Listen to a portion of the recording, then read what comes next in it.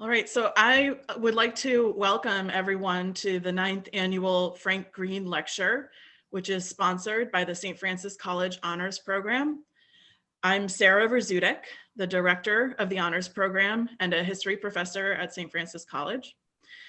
This series is named in honor of Dr. Francis Greene, who sends regrets that he's unable to join today's event. Dr. Greene retired from St. Francis in 2014 after teaching at the college for 46 years.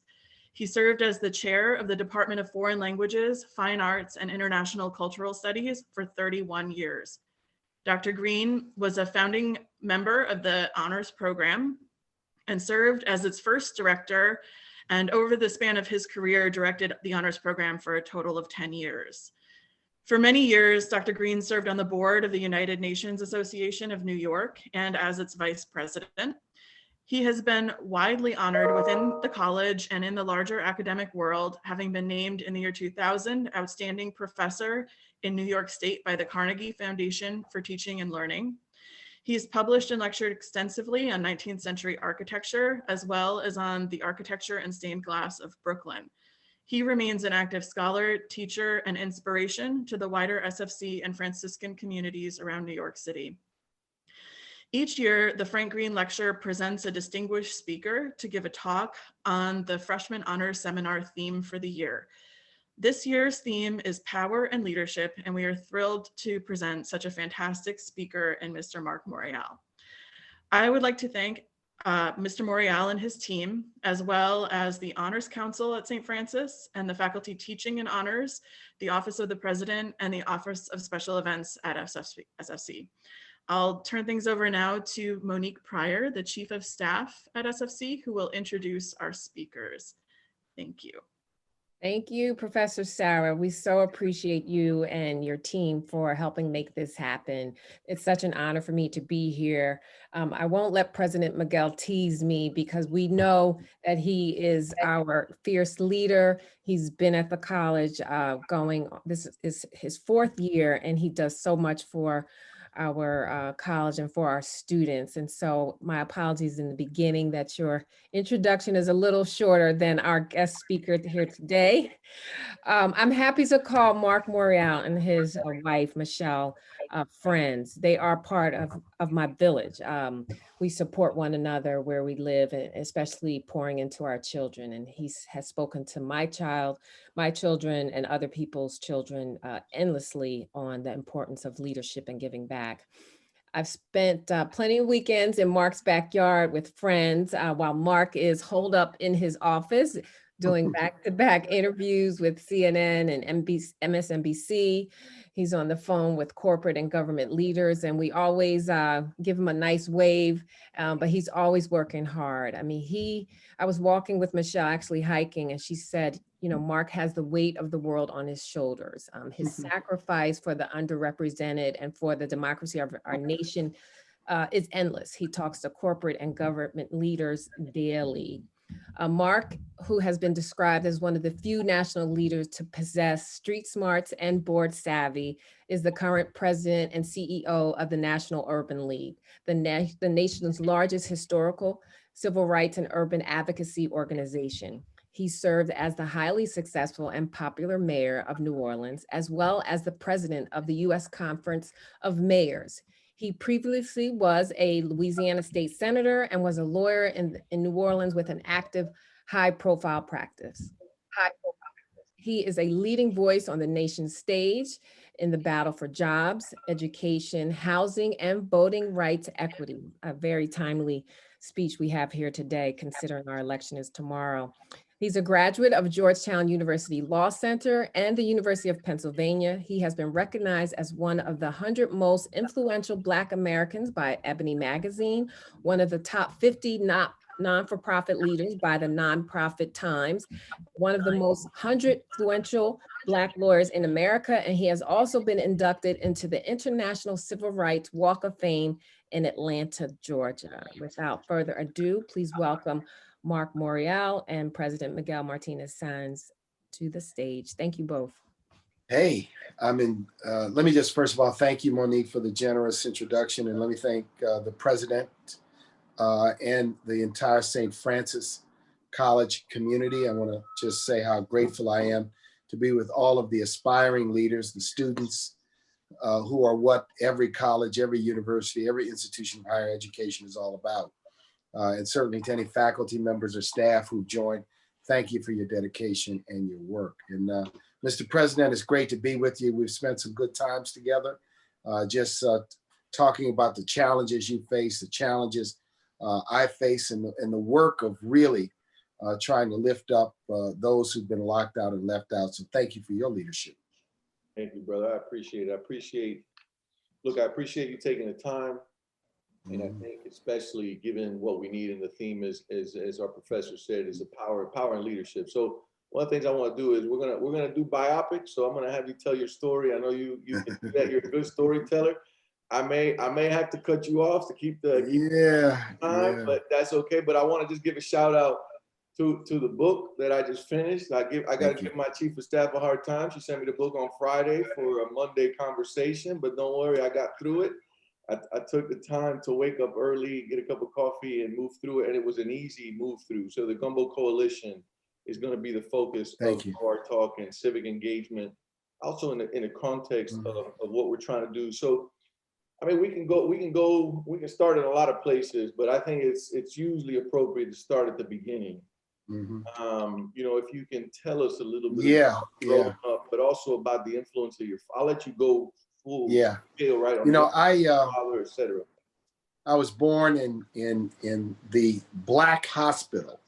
Flint Goodrich Hospital was the Black hospital in New Orleans, Louisiana. I'm second of 5, and born in the late 1950s, and born into a segregated New Orleans to parents who were in the forefront of the work for civil rights.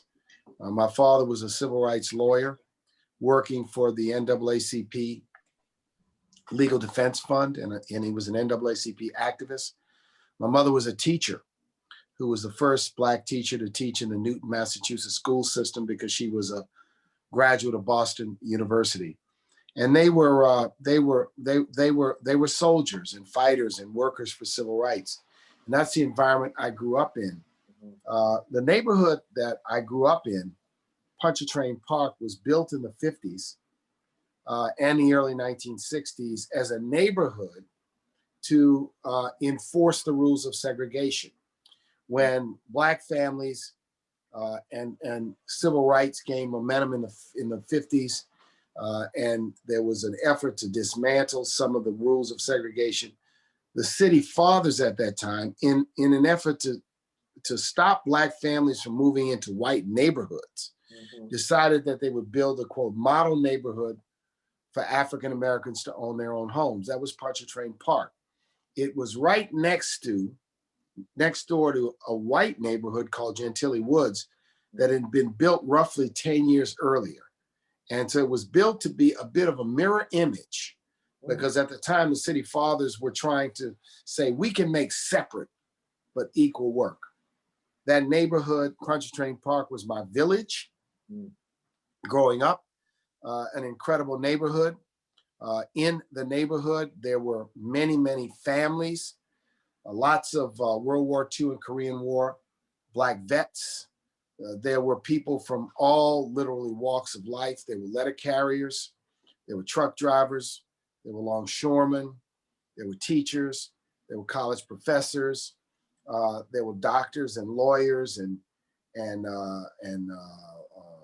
port clerks and custodians, and lots of people from lots of walks of life, Black families that settled in Pontchartrain Park.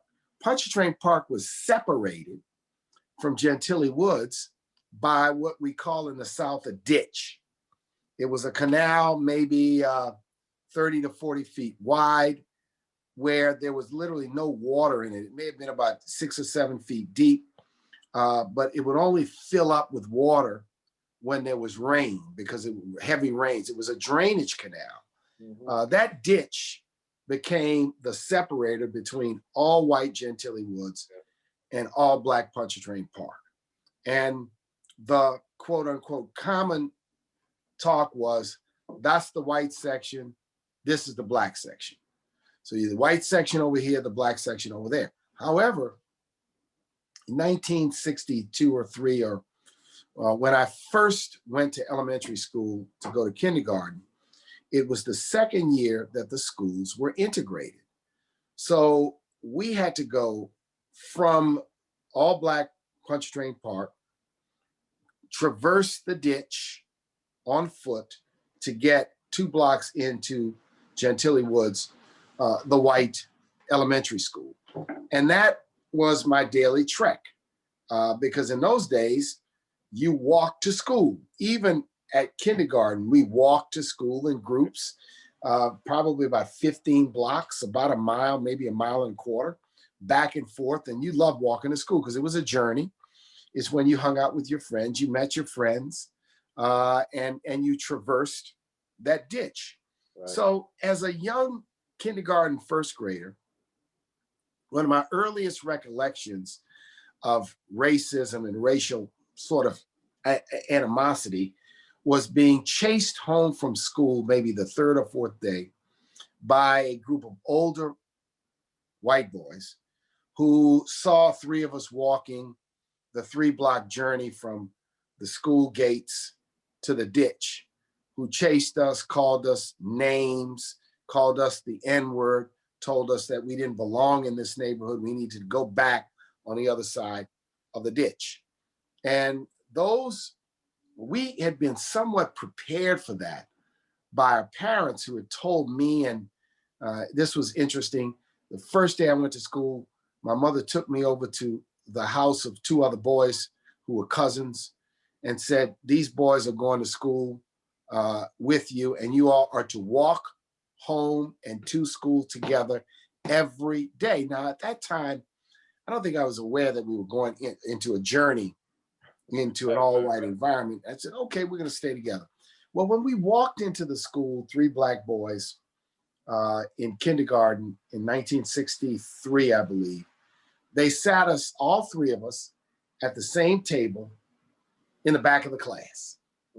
And that's how it was our first year. We sat at the back of the class at a table together. We walked to school together. We walked home from school together each and every day as per our mother's instructions. Now, when we got chased, I didn't say anything to my mother or father because I'm figuring 1 or 2 things, even at that age. Maybe we were doing something wrong. It works interestingly when you're at that age, when you have older people giving you commands and instructions. Secondly, I didn't want to lose the freedom of walking home, because walking home was the journey. Now, even when we got to first, second, or third grade, we might have taken a little veer, a little detour. We're going to stop over by the Hucklebuck house where they sold frozen Kool-Aid in a cup, or do something that might take you 15 to 20 minutes. You begin to learn your world. You begin to learn your village. Right. And so that stark world of a black world and a white world, is how I grew up. So you had to live in a predominantly white school environment and live in a all black neighborhood and home environment. And when I got to middle school, I yet integrated another school as the first of 2 black students to go there. And then I ended up going to a high school where there were only 14 black students out of 1,000. So my world was and then I became an athlete, football player, and a basketball player, youth league, all the way up through high school. And that became a dominant theme in my life too. But navigating in these multiple worlds gave me an interesting perspective. I mean, and not many young people had that. I think that experience or that perspective when I was having it was in the late 60s and into the middle 1970s. So it kind of shapes what I like to think about myself is that I'm not easily uncomfortable in any environment with any group of people, right? It's sort of like, okay, I learned very early that, people kind of are people with all of their assets and all of their liabilities and all of their fakes and all of their faults and all of their greatness and all of their, their problems. And I just kind of have had that kind of mindset throughout life because of what I grew up. I grew up around the wealthiest, white families in the city. I grew up around the poorest Black families and everybody in between. Yeah. In my experiences as a child, from either playing basketball and football, but going to these schools, and so it helps frame a little bit of my thinking about who we are as a nation, but also what we need to become and what we need to be as a nation. So let me ask you, let me push. I want, and we'll come back to it. I want to come back to the ditch, both as a kind of literal ditch, but also metaphorical in terms of your professional journey. But given where you're moving us, I want to draw attention. I want you to just spell out for folks, Gumbo Coalition. Why Gumbo Coalition? Because I think this is, I like to talk about tapestries and mosaics, but I think Gumbo, captures for me something interesting. Miguel, the tapestry and the mosaic is another way of describing it. I mean, I think, gumbo, look, if you know what gumbo as a food dish is, number one, it's very delicious. Number two, when you do it right, it's real spicy. So if you don't have a taste for spicy food, you're not gonna like gumbo. You can make it spicy all the way to hot. But fundamentally, it's a dish made up of lots of different ingredients. And it was sort of a dish. It's inspired by African culture. It morphed in South Louisiana into sort of this dish where you captured sort of everything you had left over, and you dumped it in the gumbo. So you can make it with seafood, you can make it with okra, you can make it with sausages, you can make it with meats, you can make it in lots of different ways. But the fundamental is you can add ingredients to it. And because the gumbo and the stewy sauce that it's built in knits it all together, right? That while it is a collection of differences, it's one. Yeah. It's one. And the idea, when I was running for mayor in 1993 and 1994, it became a metaphor for the kind of coalition we were trying to build. And because it's a New Orleans dish, when I said we are like gumbo, people got it. It needed no interpretation. It said, okay. And, we got gumbo. And when you got gumbo, you got white rice. And then you got, brown gumbo. And you got everything in between. And when you make the roux, you start with white flour and you start with brown oil. And you mix it together and it becomes browner. And so it gave me a way to talk about a very diverse New Orleans, a city of a tremendous amount of diversity, and how to help people think, okay, we are diverse, but how do you build one thought process, one movement to try to move the community forward? And I had a reporter tell me many years later, he says, when you came up with that idea, he says, I thought it was the corniest damn thing in the world.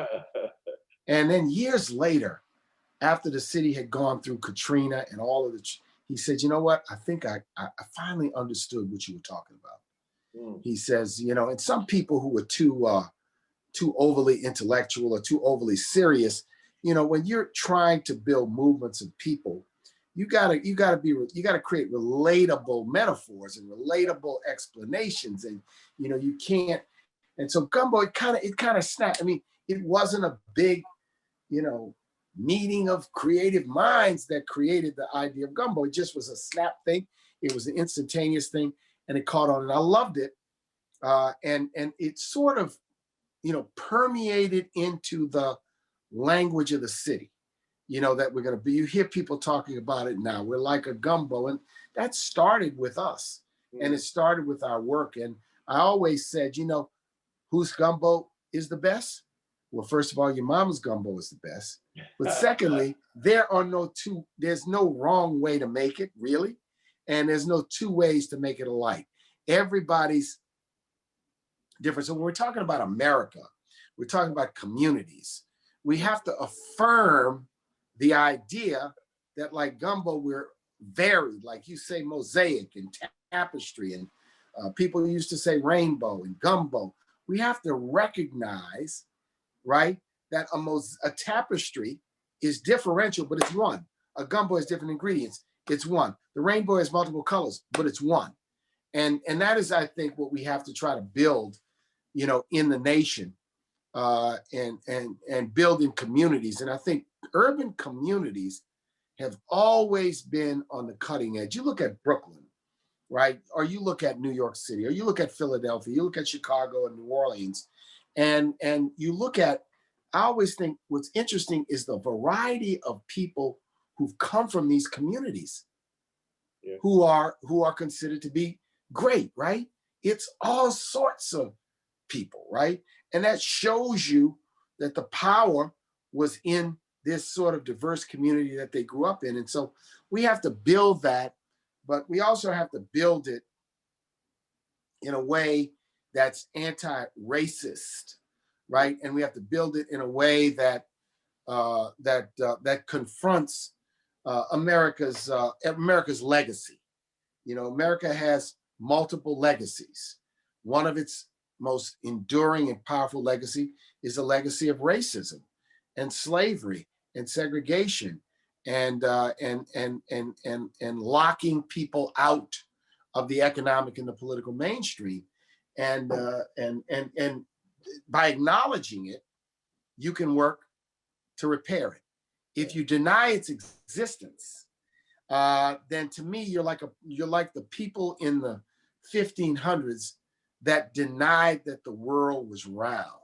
Yeah. They retained a mind, oh, the world is flat. No, the world is round. And that's what it is today. And so we have to acknowledge it and we have to work towards, but you know, I love the concept of gumbo. Yeah, but I mean, you know, one of the things I want you to emphasize, I mean, how also move us through, I mean, really, I mean, I like to say this, you know, I say it differently, but two things that I'd like you to just reflect on. I mean, just riff on one of them and then reflect on the power of diversity in terms of leadership groups. Because one of the things I try to tell people is, look, it's not an option. You don't have an option here, right? I mean, if you want to be successful, however you define that, you need to build a coalition that's diverse, right? And you've got this thing. But here's the beauty, also the way you tell the story about gumbo, which I really love in terms of thinking about it, right? Different even than the melting pot is that it's really, I mean, its origin, if I understand correctly, it's a working class origin, right? You find what you have. Oh yeah, totally. Right, but you create the fundamental that holds that thing together, but you find what you got. You got some okra, you dump it in there, right? You got some leftover crawfish, put them in there too. You got a little bit of sauce. Oh, I'm gonna put that in too. I got some onions, put them in there too. Oh, I found a little bit of celery. I'm gonna add that to it, right? So, but it's one of the things I loved about the way you talk about it is that piece, right? From the working roots, right? From the working people emerges a concept that actually is emblematic for what we're trying to be as a nation. One thing about gumbo and another great New Orleans dish is red beans and rice. And gumbo was fundamentally inexpensive to make. Right. Because what you could do is you could take many of the week's leftovers and simply make a roux. And in those days, you used to make it with fish stock, which was made when you had a real fish. And you cut the head off and you put the head in and made stock, right? You made fish stock, right? You kept the fish stock and the fish stock went into gumbo. That's how you made it from fish stock. Now you buy, you know, chicken stock or vegetable stock from the store, right? You didn't buy, it was not available in the store, right? It was all homemade and the cook and the chefs and the mothers and the grandmothers who knew how to do that, they knew how to retain, and they had a second use for everything, right? Bread pudding. They had a second use for stale French bread. They made bread pudding. Gumbo, you know, I've got a little of this left over, not enough to make a meal. I got a little of this left, not to make a meal. I got some flour, some oil, you know, and boom, right? Oil was lard, right? It was from cooking, you know, bacon and things in the pan. Put it over there, save it for later, stick it in here. I mean, it's a beautiful thing because you talk about its working class origins. It was the improvisation of people who were working with scarce resources and scarce dollars, and they knew how to make it work. And I think one of the beauties of gumbo is when you get human ingenuity, and human energy around the table to work on a task or to work on a project, magic can happen because you get this clash of ideas and you get this clash of perspectives. You force people to think about things differently. I mean, those that teach and those that are in school, one of the great things about college and great teachers is the way in which they create small group dynamics, small group projects. You debate and discuss things, and sometimes you're like, whoa, I never thought about that because my life's experiences didn't bring me there. Say, right. Whoa, what about that? And no, I don't think, I'm going to push back on that. And that, to me, is the dynamism that happens when you have a diverse leadership team or a diverse group of people working on a project. In America, I look at America as this experiment. Right. It's always been an experiment in pluralism. Mm-hmm. And you look at America in this opportunity that 21st century Americans have is this nation that no longer has a majority ethnic group. Yeah. The question is, can a nation create a value system that without a majority ethnic group, you have a level economic and social playing field, right? That everyone and all groups and all people can affirm who they are, but also participate in the economic and social mainstream of society. Now, that's the excitement. And one of the debates we're having in the nation today is, it's always interesting, is whether yesterday was better than tomorrow. Well, I hate to tell you, you can't live yesterday again. It's gone. You can only create a tomorrow. And the tomorrow we have to create is going to be influenced by the changing demographics of the country, the technological changes that we see, the globalization that exist, and all of these incredible forces. Yeah, so I love that. I mean, I think the way you're pushing it. I mean, I agree. I tell people all the time, this is one of the greatest democratic experiments, right? I think, I don't know, this is an aside, we'll put it out and then we'll move on, but I find India to be the most fascinating democratic experiment that the world's seen. Why? 17 national languages. I mean, I'm not saying I agree with what the government's doing today or I disagree, but the point is, I mean, you talk about pluralistic culture. A lot of people forget that is one of the great pluralistic culture countries on the planet. But right, and I mean, and you're right, and diverse, and we don't, outsiders may not understand that India is diverse, different languages, different cultures, different religions, right, and not all just one nation, right, or one particular strain. But it's an interesting kind of, we have this, right, because we don't know, we have this sense of, but I agree, I mean, in terms of, as we begin to think about this, and I'll put it this way, and then I want to ask you a couple of questions so you can kind of start teasing out some of the lessons, right? I mean, we kind of don't, we dwell in the past, and this is what I always tell young people especially, everybody romanticizes the past. And I say we do it as a nation, but we also do it individually, right? Teachers, I always tell the professors, listen, when you were 18, you were immature too. Don't pretend that you were the mature in the class, right? We were all, right? But we romanticize what our experiences was in the past. And to your point, right, we've got to be forward looking, right? There's a reason, as people like to say, the rearview mirror is small. And the mirror, the window in front is big. Why? Because you look at the back to stay mindful of the past, but you're going forward. And I think that's one of the things that I love about the texture about what you're talking about, right? This orientation to see. The other thing that I think, and you do this, and I want to understand, I'm going to ask you about something specific, and I have a friend of mine that says this that I think is really powerful. He says, we're in the practice of seeing what's bad about others. We got to learn to practice seeing what's good, right? He says it, right? We got to learn to see what's sane in the world. That's a practice that you got to get in the habit of. And I think one of the things I think it's a human trait that we all have to sometimes overcome, is being overly judgmental about others. I don't like the way they talk. I don't like the way they look. Right. I don't like what they stand for. And so we become overly judgmental. But then we never look in the mirror. Right. We don't look at ourselves. We don't self-examine ourselves.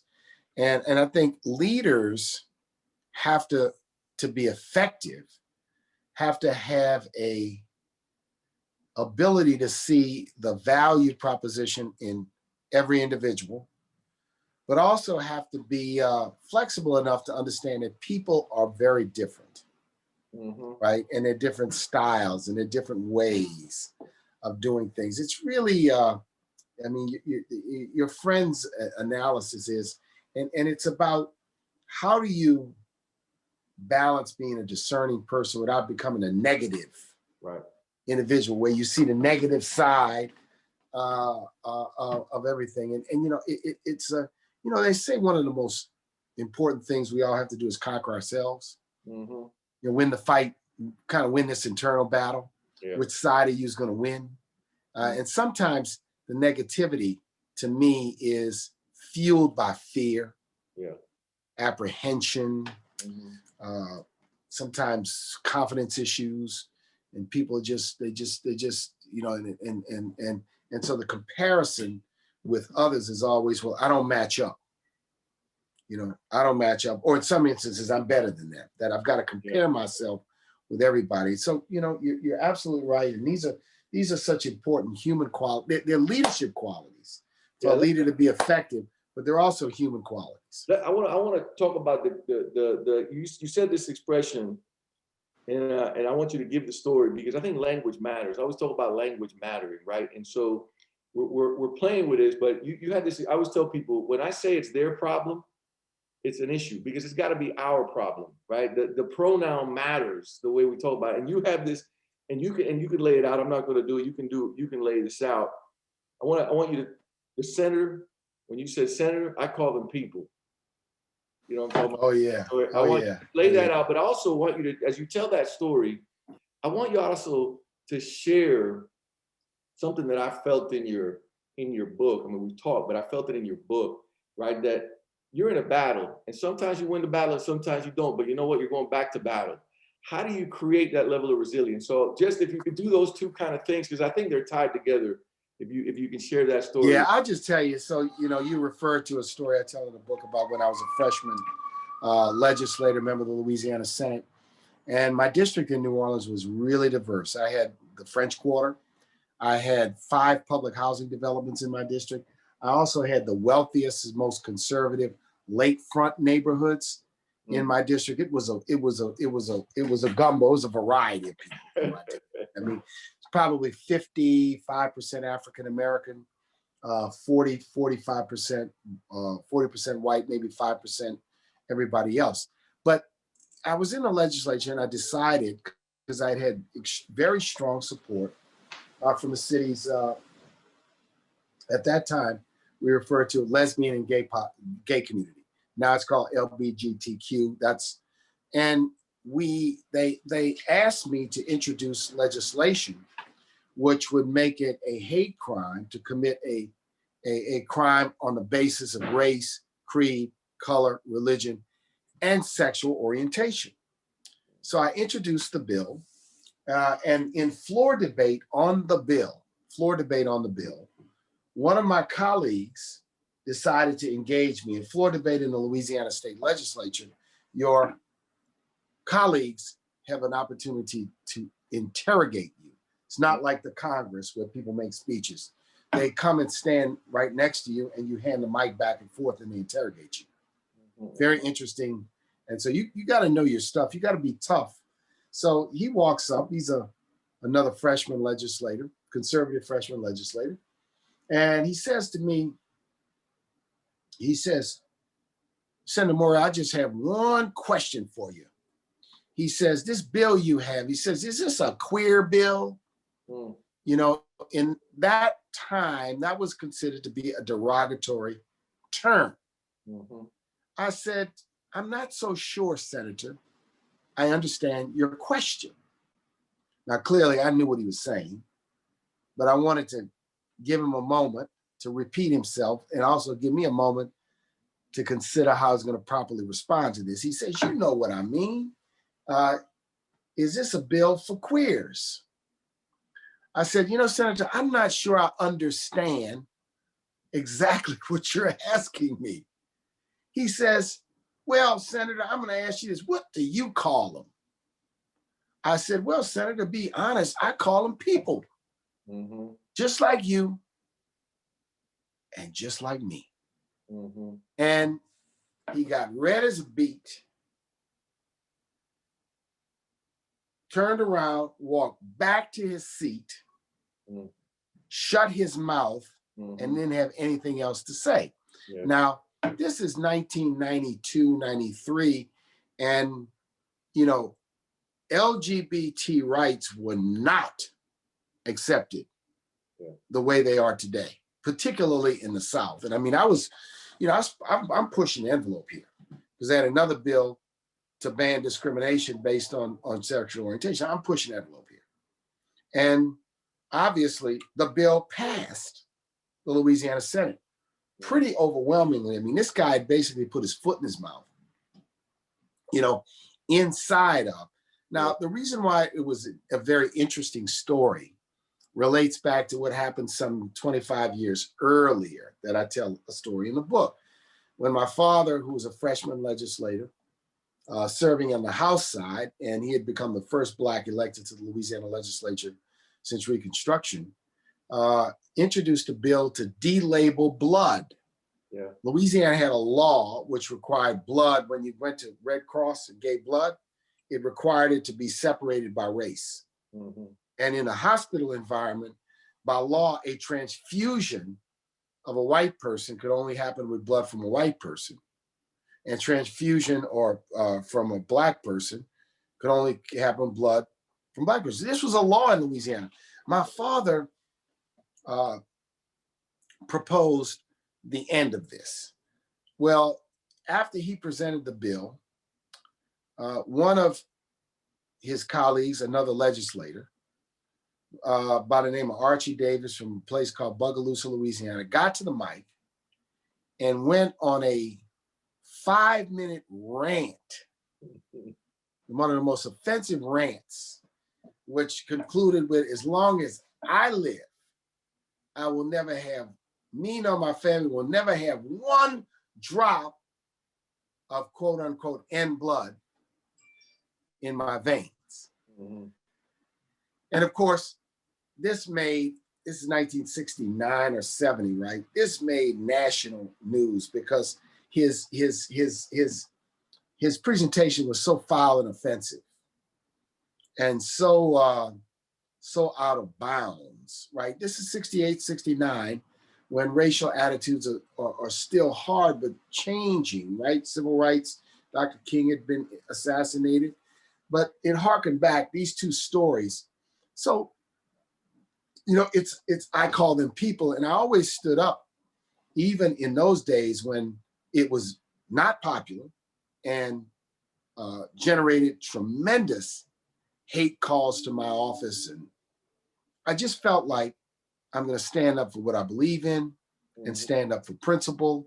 And I'll just take whatever consequences there were. And I tell people I did that. I never felt it cost me burn and criticism, but it never cost me anything politically, because when I was asked about it, and I was actually asked about it, I was asked about it in religious and biblical terms. And I said, let me explain something to you. My understanding, I said, I'm Catholic educated, born and baptized in the Catholic Church. I said, I look at the amendment that Jesus Christ left, which is love thy neighbor as thyself, as the ultimate amendment. So I said, I'm not going to embrace an interpretation of the Bible from the Old Testament as being superior to an interpretation of the Bible from the actual words of Jesus Christ. I said, so if you want to get into a biblical discussion with me, let's have a biblical discussion. Yeah. I said, you're not going to misinterpret You know what? the I'm Bible. gonna I tell know you. the Bible. So I say that because I think people need to understand that many times people twist logic, twist history, they twist the Bible to suit their terms and their needs. Yeah, so I love that. I'm gonna tell you I'm gonna go to a question in the chat, but I love this thing when we share a religious tradition, and I always like to say, I'm not sure if you read Matthew 25:31, but Christ there says, right, when you were hungry, you gave me to eat, right? He didn't say when you were hungry, you gave me to eat, and you made me go get a job, and you didn't do that.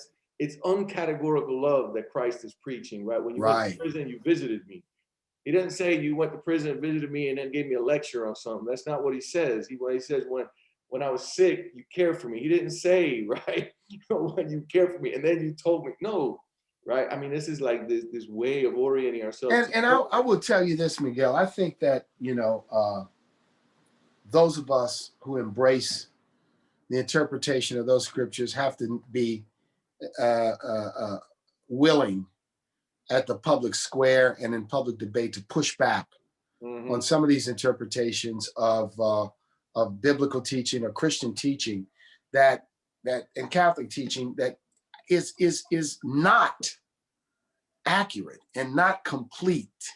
And I really feel strongly about that because I am absolutely with you. When I think about the New Testament, I think about the Gospel of Matthew, I think about the Gospel of Luke, I think about the actual real work of the itinerant preacher, Jesus Christ, in healing, feeding the hungry, clothing the naked, healing the sick, as being one of the social justice underpinning of so much of what, makes me who I am. There's a value proposition that goes along with my public service, right? It has a purpose.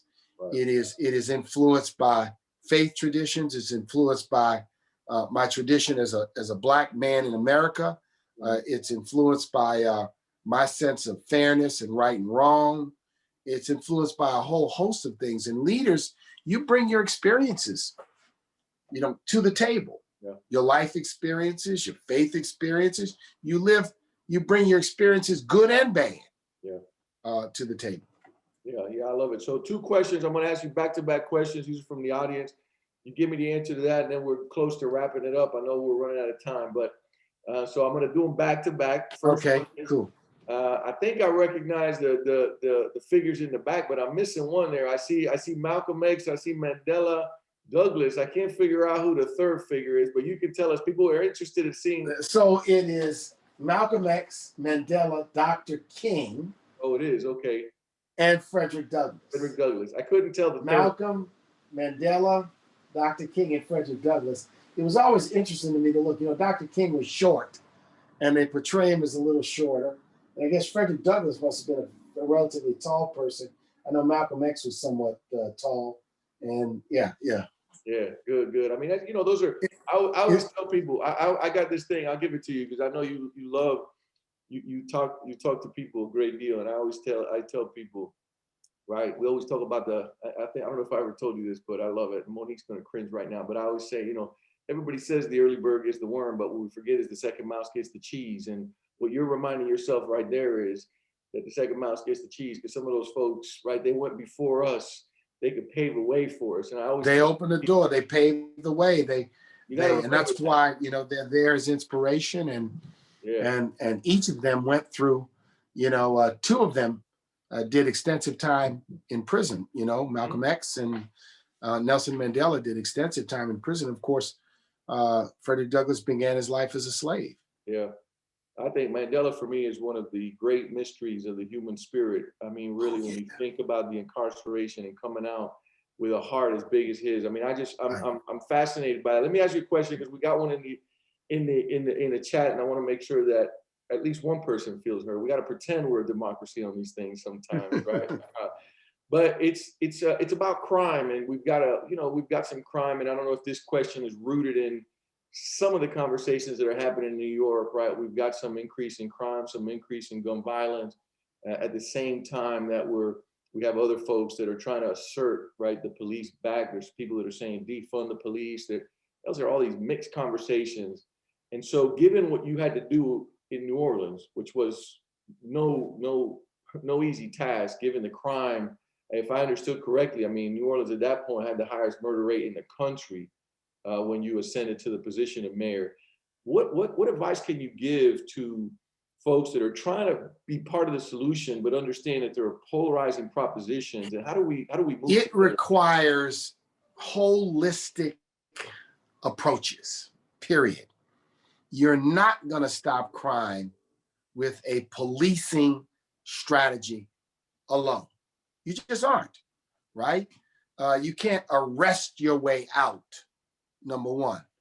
Nonetheless, you do need a policing and a public safety system, right, that does focus on violent offenses, right?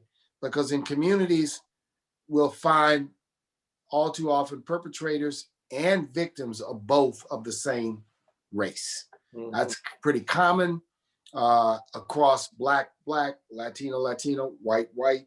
That's the way it is. What really worked for us is we decided to really change the philosophy of policing, to go to an aggressive, assertive community policing approach. And it meant building relationships, because our goal was prevention. Yeah. Our goal was prevention, not apprehension. We were going to try to prevent, reduce the incidences of violent crime. Secondly, and we had to increase the number of officers. We had to pay our officers better. We had to put officers on the street, no doubt. But we did those sorts of things. But we wanted relationships to be built between the community leaders, business owners, neighborhood leaders, faith-based leaders, and the police.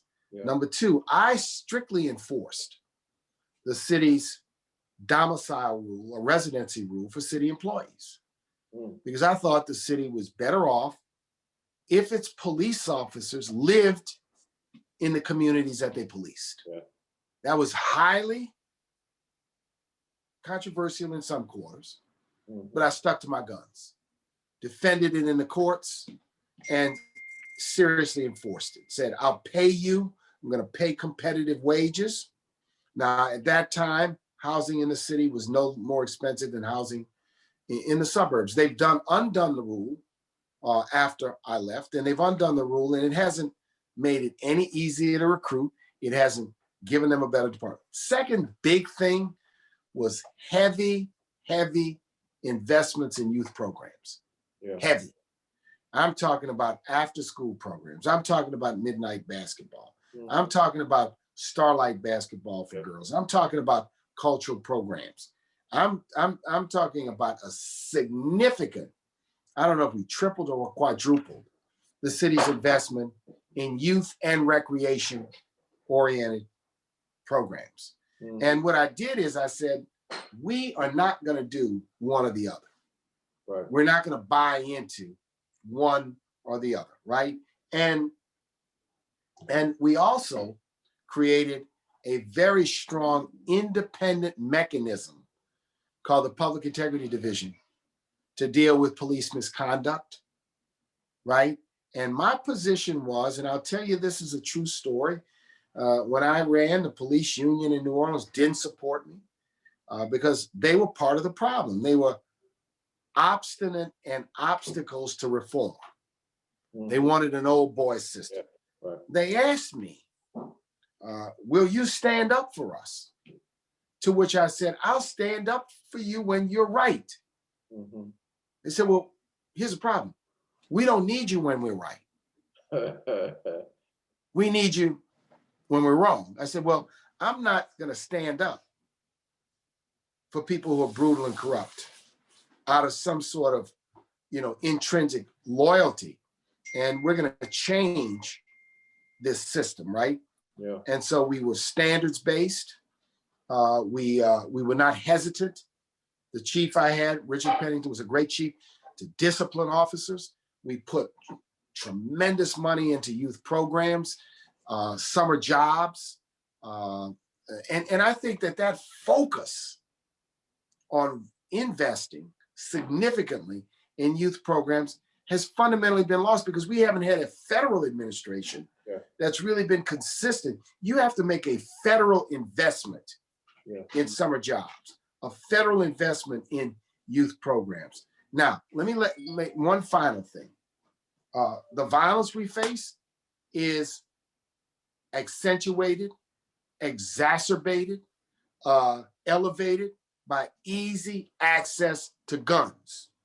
New York's got strict gun laws, but trafficking across state lines is common. The ability of people to get guns easily, right, and use them in the commission of offenses has elevated violent crime in America's cities. And anyone who wants to debate that, who disagrees with that, has about the common sense of a gnat. The instrument. What happened 40 years ago? Maybe a fist fight. Black eye. What happens today? I'm not even going to bother about a fist fight. I'm going to get my peace. I'm going to settle my disputes in that fashion. And so, you know, the economic challenges that we face with less people working, more people at home, accentuate this. And so, you know, you got to have a balance between the correct form of policing. So, you know, defund the police. There is no doubt that more money needs to be invested in mental health. No, more money needs to be invested in youth programs. More money needs to be invested in holistic responses to violence. That is unquestionable. Yeah, I love it, brother. And look at, I mean, I think that as we get drawn to close, I mean, there's so many things I think that you know, I recommend that people read, because one of the things I love, what am I going to ask you about it? So don't get going, because I'm going to draw to close here, but the ants and the crabs, right? I mean, that's a cultural issue, crabs in a barrel, right? It's cultural, but it's really powerful. And I love the way you juxtapose that to the ants, coalition building and these kinds of things. So, I mean, this is incredibly important. One of the things, we've got students on the call.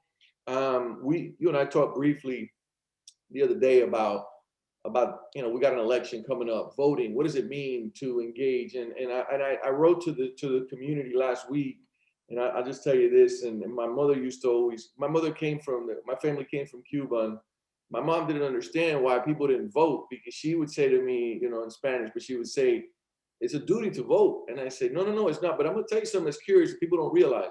And I said, Mom, it's not a duty, it's a right. And she goes, it's not a right, it's a duty. And she brought her little book where she was about her citizenship. And actually in the book, that people that are naturalized get, it says it's a duty to vote. But she would say, but people don't understand that they could be in a country where you're not allowed to vote, so they have to vote. But it's this interesting kind of sense of civic engagement, right? How do we get our young people not only to get out to vote, but I want to get your feel. This will be the close for you. Get out to vote. I'll just say, young people, this election, how do you, more than anything. Let me finish so I get you. Yeah, so I'm going to drive this point because they want you to really focus. And sometimes you get results in elections that you don't like. And so how do you respond in an environment, right? You know, right? We're talking about how do we get young people to orient themselves? And this is what I think is powerful about a lot of the things that you talk about in your book, right? You got smacked, but you went back at it, right? You still used your skills as a lawyer, right? Your skills in politics. Now you're at the Urban League, National Urban League, you're pushing at it, recognizing you don't win every battle. What do you communicate to young people about the importance of being engaged in voting and understanding the electoral process, et cetera, et cetera, et cetera? So I'll give you that as a last. Yeah, hey, look, bottom line, life is long. When you're young, you may not think that life is long, and life is a journey, and it has many innings or many chapters or many rhythms. It is you have a long, long life.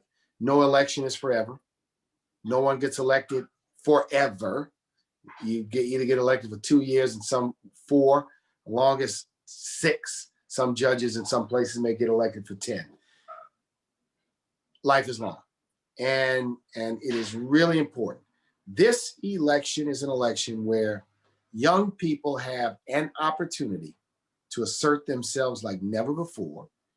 And what young people have to remember is once this election is over, the advocacy around what you need and what you want, debt relief for student loans, more support so that another generation of students doesn't have to go into debt as much to be able to get an education. An economy that pays living and fair wages to all. It doesn't stop with an election. Mm-hmm. An election is just a part of the process. It doesn't stop, right, when you prepare a meal, when you simply prepare the ingredients. It doesn't stop when you finish taking an exam. It doesn't end your educational experience. It doesn't stop when you go to a rehearsal. I mean, we have got to create a thought process that people need to be continuously civically engaged. Yeah. Voting, advocating, online and in person, protesting where necessary, all of the tools, and not think that government and leaders are going to automatically respond to your need without persuasion and pressure. Right. I love it, brother. Hey, I gotta give you again a shout out. I appreciate you taking the time. Thank you.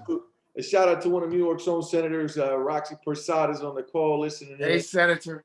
As we close up, Sarah, you gonna close us out? I just want to thank everyone for coming. Honors students, you will receive a copy of the book signed. So we're very excited to be able to offer you that. And thank you to Marc, Monique, Miguel, the special events staff, everybody who's organizing this, who organized this and helped participate. Thank you to the students and faculty and others who posed questions. Really grateful to have a great conversation. So thank you to everybody. Thank you, Sarah. Long live St. Francis College. All right, brother. We'll be in touch. Appreciate it, Marc. Take good care. Thank you. All right. Appreciate it.